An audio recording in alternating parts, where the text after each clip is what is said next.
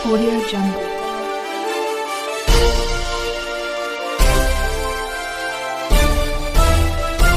Audio Jungle. नमस्कार, मी यशवंत आणि आपण पाहत आहात बहुजन सैनिक महाराष्ट्र लाईव्ह. जागना है तो जगना पडेगा एक राष्ट्र के लिए. अनुसूचित जाती व जमाती अत्याचार प्रतिबंध अर्थात ॲट्रॉसिटी कायद्याअंतर्गत दाखल गुन्ह्यामध्ये दोषसिद्धीचे प्रमाण वाढवण्यात यावे. मुख्यमंत्री देवेंद्र फडणवीस यांनी विधानभवन येथे 3 जुलै 2026 रोजी झालेल्या अनुसूचित जाती जमाती अत्याचार प्रतिबंध अधिनियम अंमलबजावणीसाठी गठीत राज्यस्तरीय दक्षता व संनियंत्रित समितीच्या बैठकीत दिलं. या कायद्यासारख्या विशेष कायद्यामध्ये सरकारी वकिलामार्फत दोषसिद्धी वाढवण्यासाठी करण्यात आलेल्या कार्याचा उल्लेख, त्यांच्या मूल्यमापन करण्याचे निर्देशही मुख्यमंत्री देवेंद्र फडणवीस यांनी दिलं. बैठकीस माजी सामाजिक न्याय मंत्री व विद्यमान आमदार राजकुमार बडोले, आमदार राजू खरे, खासदार हेमंत सावरा यांच्या समितीमधील आमदार उपस्थित होते. भारतीय न्याय संहितेमध्ये कुठल्याही खटल्यात 2 वेळा तडजोड किंवा समायोजन करण्याची तरतूद असल्याने सांगत मुख्यमंत्री देवेंद्र फडणवीस म्हणाले, राज्यातही या तरतुदीवर आधारित कायद्यात सुधारणा करण्यासंदर्भात प्रस्तावना सादर करावा. विशेष कायद्यामध्ये 2 वेळा समायोजनाची तरतूद करावी, जेणेकरून अशा गुन्ह्यामध्ये आरोपी सुटणार नाही. राज्यातील या जिल्ह्यामध्ये ॲट्रॉसिटीचे गुन्हे जास्त आहेत.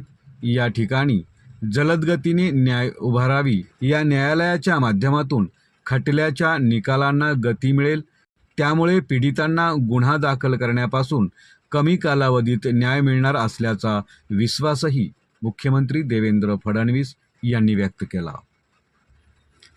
गुन्हा विभागाच्या मार्फत संस्थेच्या माध्यमातून ॲट्रॉसिटी गुन्ह्यामधील दोषसिद्धी न होण्याची कारणे शोधून गुन्हा दाखल झाल्यापासून ते न्यायालयामध्ये खटला दाखल करेपर्यंत विशिष्ट कार्यपद्धती तयार करण्यात यावी.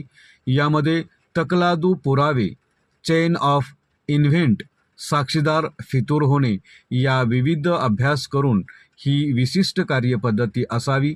या कायद्याअंतर्गत तपास अधिकारी व उपविभागीय पोलीस अधिकारी असतो.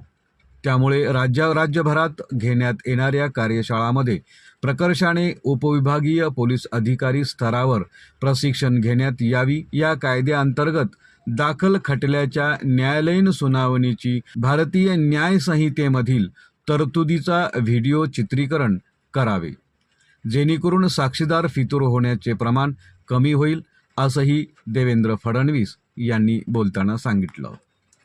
मुख्यमंत्री फडणवीस बोलताना पुढे म्हणाले की राज्यात सोलापूर, अहिल्यानगर, परभणी, नांदेड व यवतमाळ जिल्ह्यामध्ये ॲट्रॉसिटी कायद्याअंतर्गत दाखल होणाऱ्या गुन्ह्याचे प्रमाण जास्त असण्यासंदर्भात पोलीस नियंत्रणाने या मागील कारणे शोधावीत.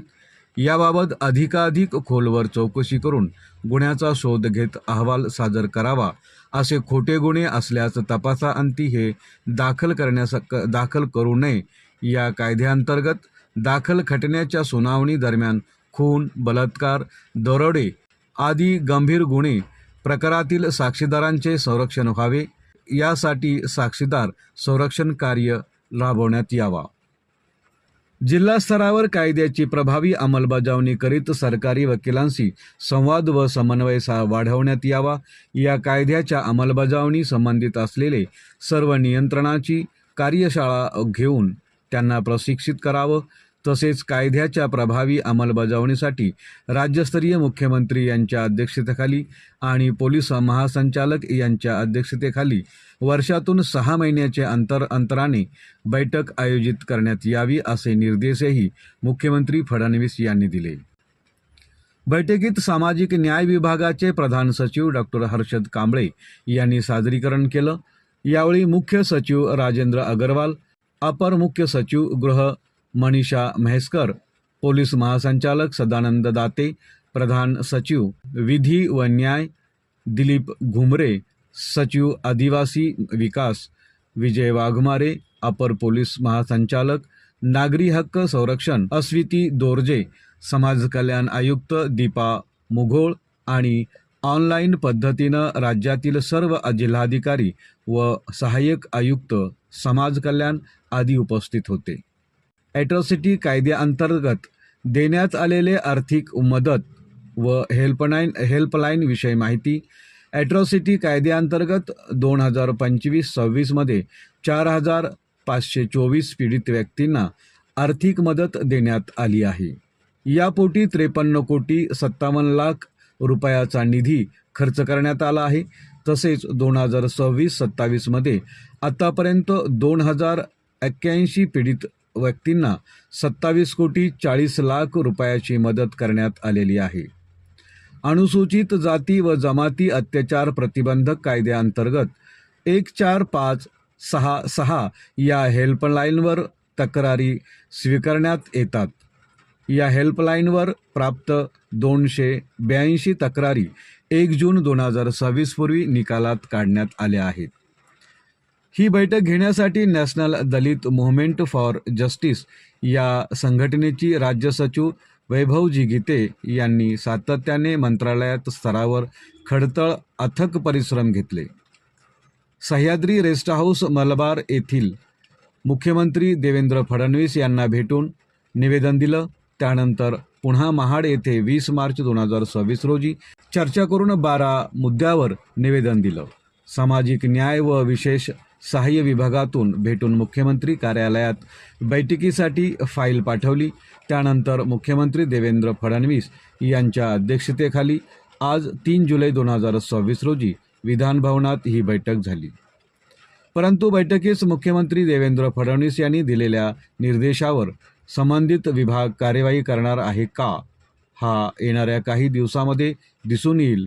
National Dalit movement for justice NDMJ संघटनेचे राज्य सचिव वैभवजी गीते यांच्या अथक परिश्रमामुळे ही बैठक मुख्यमंत्री यांना घ्यावी लागली. यापूर्वी देखील मुख्यमंत्री देवेंद्र फडणवीस यांनी 2018 मध्ये ॲट्रॉसिटी ॲक्टच्या अंमलबजावणीसाठी घेतलेले राज्यस्तरीय उच्च अधिकार दक्षता व नियंत्रण समितीच्या बैठकीमध्ये अशा प्रकारचे निर्देश दिले होते. परंतु निर्देशानुसार आज अखेरपर्यंत कार्यवाही झालेली नाही. पुन्हा तेच निर्देश मुख्यमंत्री महोदयांनी दिले आहेत. ही बाब वैभवजी गीते यांनी या ठिकाणी पत्रकारांशी बोलताना सांगितलं. अशी माहिती आमचे ज्येष्ठ पत्रकार बीड जिल्हा प्रतिनिधी डॉक्टर सुरेश गांधले यांनी दिली. बहुजन सैनिक महाराष्ट्र लाईव्हला लाईक करा, शेअर करा, सबस्क्राईब करा आणि बेल आयकॉनवर क्लिक करा.